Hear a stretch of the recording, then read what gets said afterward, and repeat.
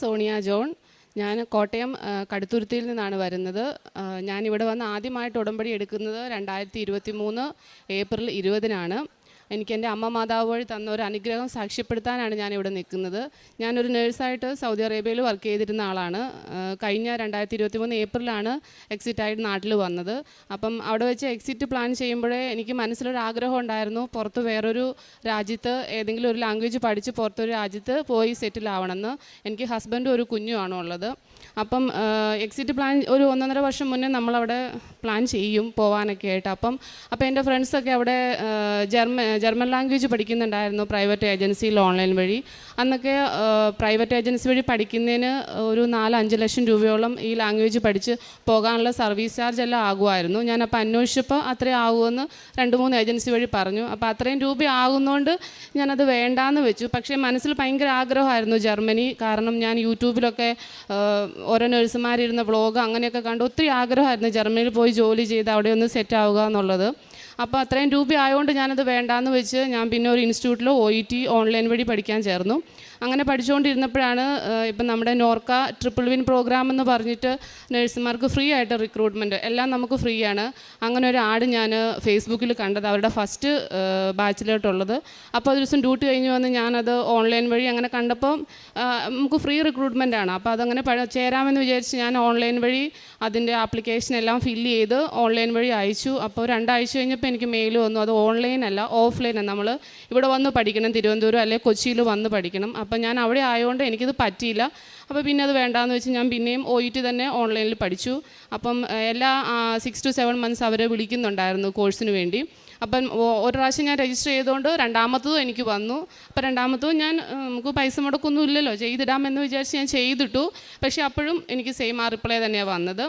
പിന്നെയും മൂന്നാമത്തെ ഞാൻ ഏപ്രിലാണ് എക്സിറ്റ് വരുന്നത്. അപ്പം വരുന്നതിന് ഒരു മാസം മുന്നെയാണ് മൂന്നാമത്തെ ബാച്ചിലോട്ടുള്ള വന്നത്.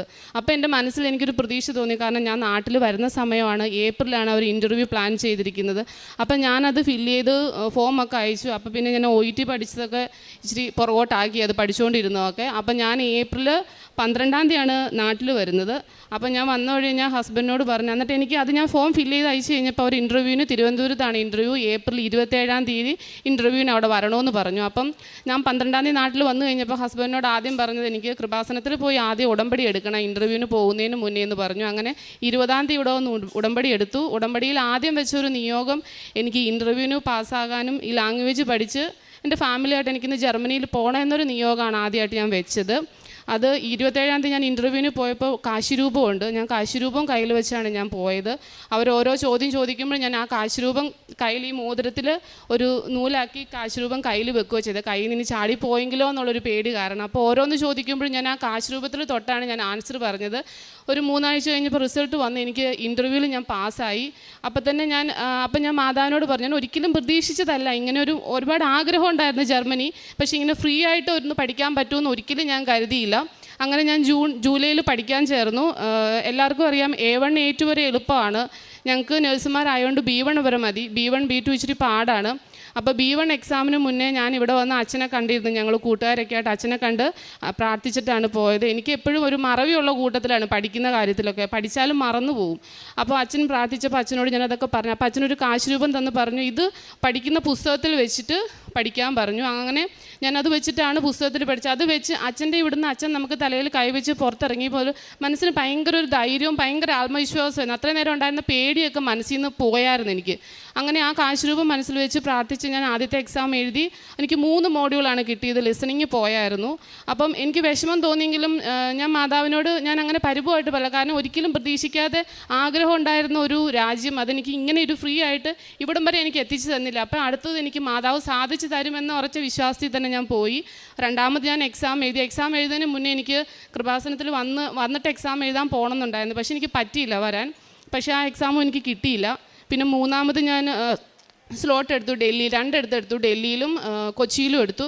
അപ്പം അത് എഴുതാൻ പോണേ ഞാൻ തീരുമാനിച്ചത് എന്താണെങ്കിലും ഞാൻ വന്ന് പ്രാർത്ഥിച്ചിട്ടേ പോകുള്ളൂ. അപ്പം മനസ്സിൽ ആഗ്രഹം ഉണ്ടായിരുന്നു അച്ഛനെയും കൂടി ഒന്ന് കാണണമെന്ന്. ആദ്യത്തെ പ്രാവശ്യം എന്നാൽ 4 മണിയൊക്കെ ആയപ്പോൾ അച്ഛനെ കണ്ടേ. അപ്പോൾ അത്രയും വൈകിയാൽ അപ്പോൾ അങ്ങനെ അത്രയും വൈകുവാണെങ്കിൽ കാണുന്നില്ല, അല്ലെങ്കിൽ ആഗ്രഹം ഭയങ്കരമായിട്ടുണ്ടായിരുന്നു അച്ഛനെ കാണണമെന്ന്. ഞാൻ അന്ന് ഉടമ്പടി പുതുക്കി താഴെ ഇറങ്ങി കഴിഞ്ഞപ്പോൾ അച്ഛൻ അവിടെ ടോക്കൺ കൊടുക്കുമായിരുന്നു. അപ്പോൾ എനിക്കും അങ്ങനെ അച്ഛനെ കാണാനുള്ള ഒരു അവസരം കിട്ടി, ടോക്കൺ എനിക്ക് കിട്ടി. ഞാനിവിടെ നിന്ന് അച്ഛനെ പ്രാർത്ഥിച്ച് അച്ഛൻ്റെ അനുഗ്രഹം തേടിയിട്ടാണ് ഞാൻ പോയത്. എക്സാം എഴുതാൻ പോയത് 3ാമത്തെ അറ്റംപ്റ്റിൽ ഞാൻ ഡൽഹിയിലും കൊച്ചിയിലും എഴുതി രണ്ടിടത്ത് എഴുതിയത് ഞാൻ പാസ്സാവാൻ കഴിഞ്ഞു. അപ്പോൾ ഒരുപാട് പിന്നെ ഞാൻ പുറകോട്ടിരുന്ന് ഞാൻ ആലോചിക്കുമായിരുന്നു. ഒരുപാട് നാളത്തെ ആഗ്രഹമായിരുന്നു ജർമ്മനി. അത് അന്നൊരു രാത്രിയിൽ ഞാൻ ആദ്യത്തെ ഫസ്റ്റ് ബാച്ചിലോട്ട് ഒരു 1:30-2 മണി വരെയായി ഞാനത് ഫില്ലൊക്കെ ചെയ്ത് കിടന്നപ്പോൾ. അപ്പോൾ അത് കിട്ടാതെയൊക്കെ വന്നപ്പോൾ വിഷമമായി. പക്ഷേ ഇന്ന് എനിക്ക് ഒരുപാട് സന്തോഷമുണ്ട്. ഞാൻ ആഗ്രഹിച്ച ഒരു രാജ്യത്ത് എനിക്ക് കിട്ടില്ല, അല്ലെ പറ്റില്ല, പഠിക്കാൻ പോകാൻ പറ്റില്ല എന്നൊക്കെ വിചാരിച്ചിരുന്നതാണ്. എനിക്ക് എൻ്റെ അമ്മ മാതാവ് വഴി അത് സാധിച്ചു തന്നു. ഇന്ന് എൻ്റെ പാസ്പോർട്ടിൽ എനിക്ക് ജർമ്മനിയുടെ വിസ അടിച്ച് എനിക്ക് കിട്ടി. ഇനി ഞാൻ ടിക്കറ്റിന് വേണ്ടിയാണ് ഞാൻ വെയിറ്റ് ചെയ്യുന്നത്. പിന്നെ കാരുണ്യ പ്രവർത്തികൾ ഞാൻ പത്രമെല്ലാം കൊണ്ടുവന്ന് കഴിയുമ്പം എൻ്റെ ബന്ധുക്കൾക്കും അയൽവാസികൾക്കും എൻ്റെ ഫ്രണ്ട്സിനൊക്കെ ഞാൻ പത്രം കൊടുക്കുമായിരുന്നു. പിന്നെ രോഗികളായിട്ടുള്ളവർക്കൊക്കെ എന്നെക്കൊണ്ട് പറ്റുന്ന രീതിയിലുള്ള സാമ്പത്തിക സഹായം ഞാൻ ചെയ്യുമായിരുന്നു. പിന്നെ ഏതെങ്കിലും ഫ്രണ്ട്സൊക്കെ എന്നോട് വന്ന് ഒരു വിഷമം പറയുമ്പോൾ എനിക്ക് തന്ന അനുഗ്രഹം ഞാൻ അവരോട് ഞാൻ പറയും കൃപാസനത്തിൽ പോയി പ്രാർത്ഥിക്കുക, മാതാവ് ഒരിക്കലും കൈവിടില്ല, നമ്മൾ കരഞ്ഞ് പ്രാർത്ഥിച്ചാൽ ഒരിക്കലും മാതാവ് കൈവിടില്ല എന്ന് പറയുമായിരുന്നു. എനിക്കിന്ന് ഇവിടെ എനിക്ക് ഇത്രത്തോളം അനുഗ്രഹം തരുന്നതിന് അമ്മ മാതാവിന് 1000 നന്ദി.